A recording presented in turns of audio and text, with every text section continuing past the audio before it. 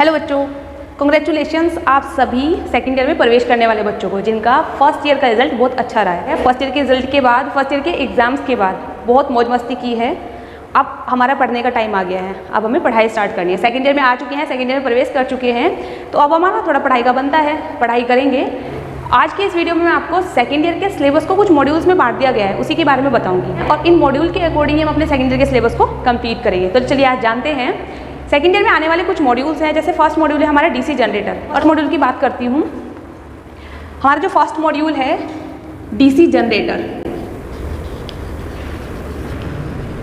First module है DC generator. DC generator में हम इसके बारे में लगभग संपूर्ण जानकारी प्राप्त करेंगे। डीसी जनरेटर क्या है, डीसी जनरेटर का वर्किंग प्रिंसिपल क्या है, उसका वर्किंग प्रोसेस क्या है, डीसी जनरेटर के पार्ट्स क्या हैं, मशीन के पार्ट्स के बारे में जानेंगे।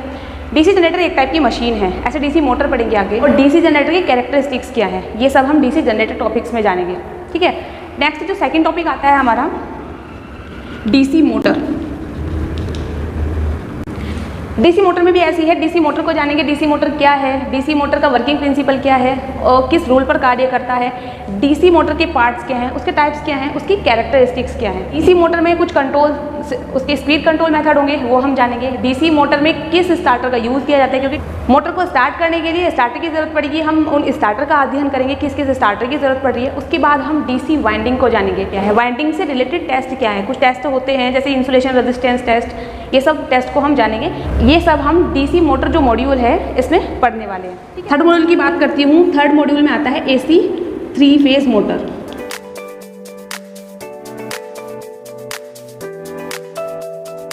AC 3 phase motor, AC 3 phase motor है हमारा थर्ड मॉड्यूल। इसमें भी हम एसी मोटर, 3 फेज मोटर क्या है, क्या उसका वर्किंग प्रिंसिपल होता है, किस प्रिंसिपल पर वर्क करती है, और एसी 3 फेज मोटर के टाइप्स क्या हैं। एसी 3 फेज मोटर में क्या कौन कौन से स्टार्टर का यूज़ किया जाता है, किस स्टार्टर का यूज़ करके हम एसी 3 फेज मोटर को चला सकते हैं।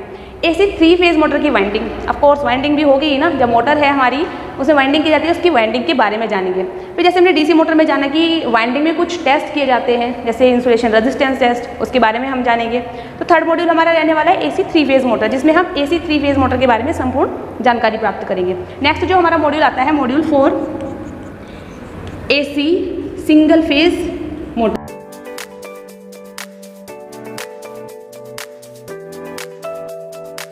एसी सिंगल फेज मोटर मतलब सिंगल फेज पे जो मोटर चलने वाली है। एसी सिंगल फेज मोटर में भी लगभग एसी 3 फेज मोटर की जैसे ही जैसे वर्किंग प्रिंसिपल है, किस प्रिंसिपल पर वर्क करती है, क्या क्या एसी सिंगल फेज के टाइप्स हैं। मोटर को कुछ टाइप्स में बांट दिया गया है, जैसे यूनिवर्सल मोटर होती है, shaded pole motor, stepper motor, hysteresis motor होती है, रिपल्शन मोटर होती है। उनके बारे में जानेंगे, उनका कहाँ यूज़ होता है और क्या क्या उनका वर्क है, किस तरह से वो कार्य करती है, ये सब हम AC single phase motor module में जानेंगे। नेक्स्ट जो हमारा मॉड्यूल आता है मॉड्यूल 5 अल्टरनेटर। मॉड्यूल 5 है हमारा अल्टरनेटर। अल्टरनेटर जिसको हिंदी में प्रत्यावर्तक कहते हैं। और मैं आपको एक बात और बता दूं अभी इस पॉइंट्स को यहीं रोकते हुए कि जो हमारा टेक्निकल है, टेक्निकल सिलेबस है या टेक्निकल थ्योरी जो आप पढ़ रहे हो, मोस्टली इंग्लिश में पढ़ने की कोशिश करना कि आप इंग्लिश में उन वर्ड्स को याद रख सको, क्योंकि जो टेक्निकल लैंग्वेज इंग्लिश में ज़्यादा अच्छे से समझ आती है। हिंदी में जो वर्ड्स होते हैं ना, मैं तो एक तरह से खतरनाक कहूँगी उन वर्ड्स को, क्योंकि जो इंग्लिश में हम वर्ड्स को पढ़ सकते हैं जैसे अल्टरनेटर है, अल्टरनेटर हम जानते हैं, लेकिन इसको हिंदी में कहते हैं प्रत्यावर्तक। प्रत्यावर्तक एक अटपटा सा वर्ड लगता है, शुद्ध हिंदी का यूज़ किया जाता है, तो इसलिए आप कोशिश करना कि आप हिंदी में ना पढ़ के टेक्निकल वर्ड्स को इंग्लिश में यूज़ करना, इंग्लिश में वो ईजी रहते हैं। ठीक है, तो चलिए अब फिर अपनी इस पॉइंट्स पर आते हैं। अल्टरनेटर की बात कर रही हूँ। फिफ्थ जो हमारा मॉड्यूल रहने वाला है वो है अल्टरनेटर। अल्टरनेटर क्या है, अल्टरनेटर वर्किंग प्रोसेस क्या है, अल्टरनेटर का यूज़ कहाँ होता है। अल्टरनेटर का यूज़ हम 3 फेज वोल्टेज को जनरेट करने के लिए करते हैं। ठीक है, जनरेशन में यूज़ होता है, और इसमें एक ईएमएफ इक्वेशन हम पढ़ेंगे। तो अल्टरनेटर में ये हमारे टॉपिक्स रहने वाले हैं अल्टरनेट मॉड्यूल में। ठीक है, नेक्स्ट जो हमारा मॉड्यूल आता है मॉड्यूल 6 सिंक्रोनस मोटर।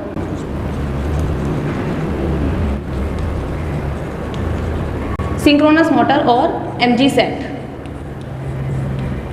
के हमारा 6 मॉड्यूल रहने वाला है। इसमें हम सिंक्रोनस मोटर के बारे में जानकारी प्राप्त करेंगे। एमजी सेट मतलब मोटर जनरेटर सेट क्या है, कैसे वो वर्क करता है, क्या क्या उसका वर्किंग प्रोसेस है, ये सब के बारे में हम 6 मॉड्यूल में जानकारी प्राप्त करेंगे। 7th जो मॉड्यूल आता है उसके बारे में बता देती हूँ। 7th जो मॉड्यूल है हमारा इलेक्ट्रॉनिक प्रैक्टिस, तो देख लेते हैं।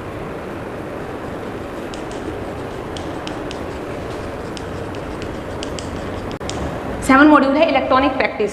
इलेक्ट्रिकल में क्या है कि बड़ी बड़ी मशीन्स जैसे मोटर है, जनरेटर, बड़ी बड़ी मशीन हो, उनकी वाइंडिंग्स, इसके बारे में जानकारी प्राप्त की जाती है, उनके मेंटेनेंस, उनकी रिपेयरिंग, कैसे उनको ऑपरेट करना है, ये सब जाना जाता है। इलेक्ट्रॉनिक में पीसीबी बोर्ड पर वो सर्किट बने होते हैं, उन सर्किट का अध्ययन किया जाता है। इलेक्ट्रॉनिक्स में छोटे छोटे कंपोनेंट्स का यूज है, जैसे रजिस्टर, कैपेसिटर, ट्रांजिस्टर, रेक्टिफायर, इन सब का यूज़ करते हैं। पीएन जंक्शन को हम इसमें जानेंगे और जितने भी प्रकार के ट्रांजिस्टर्स हैं उनका सबका अध्ययन हम इलेक्ट्रॉनिक प्रैक्टिस में करेंगे। एससीआर है, ट्राइएक है, डाइएक है, डायोड्स हैं, इन सब का अध्ययन इलेक्ट्रॉनिक्स में किया जाएगा। ठीक है, नेक्स्ट जो हमारा मॉड्यूल है, मॉड्यूल 8, कंट्रोल पैनल वायरिंग।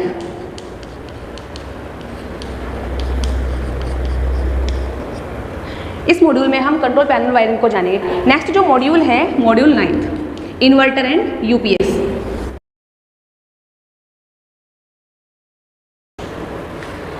इस मॉड्यूल में हम इन्वर्टर के बारे में जानेंगे। इन्वर्टर क्या है? इन्वर्टर हमें पता है, हमारे घरों में हमने इन्वर्टर देखा है, बस उसी का स्ट्रक्चर क्या है, क्या उसका वर्किंग प्रोसेस है, कैसे वर्क करता है, कैसे हम उसका पूरा सर्किट बनाते हैं, ये सब हम जानेंगे। यूपीएस के बारे में बात करेंगे, यूपीएस क्या है, क्या उसका वर्किंग प्रोसेस है।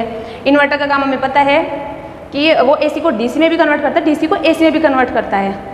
उसका जो कनेक्शन है उसको हम जानेंगे, कैसे उसका सर्किट डायग्राम बन रहा है उसको हम जानेंगे, कैसे वो वर्क करता है कि वो एसी को डीसी में भी कन्वर्ट कर रहा है और जब ज़रूरत पड़ती है तो डीसी को एसी में भी कन्वर्ट करता है।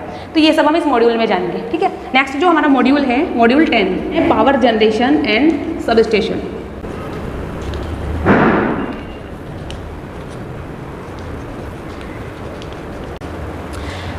अब एक इलेक्ट्रीशियन इलेक्ट्रिसिटी पे वर्क कर रहा है, कैसे वो इलेक्ट्रिसिटी जनरेट हो रही है, कैसे वो पावर को जनरेट किया जा रहा है, उसके लिए क्या सब स्टेशन चाहिए होते हैं, ये सब तो हमें नहीं पता है ना, तो इसके बारे में भी जानकारी प्राप्त करनी है। तो इस मॉड्यूल में हम यही जानकारी प्राप्त करेंगे, पावर को, इलेक्ट्रिसिटी को कैसे जनरेट किया जाता है, यहाँ इस मॉड्यूल में हम जानेंगे पावर जनरेशन और उसके सब स्टेशन में। नेक्स्ट जो हमारा मॉड्यूल आता है, transmission and distribution.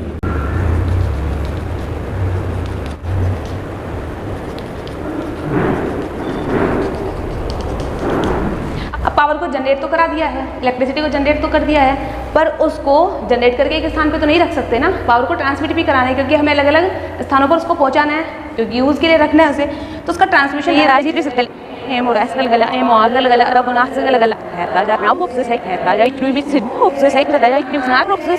Next and last module, circuit breakers.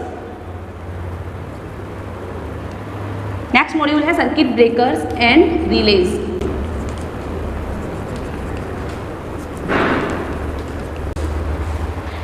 Circuit को ब्रेक भी करना पड़ता है तो सर्किट ब्रेकर्स का यूज़ किया जाता है। रिले, कुछ रिले का भी हम यूज़ करते हैं अपने सर्किट में।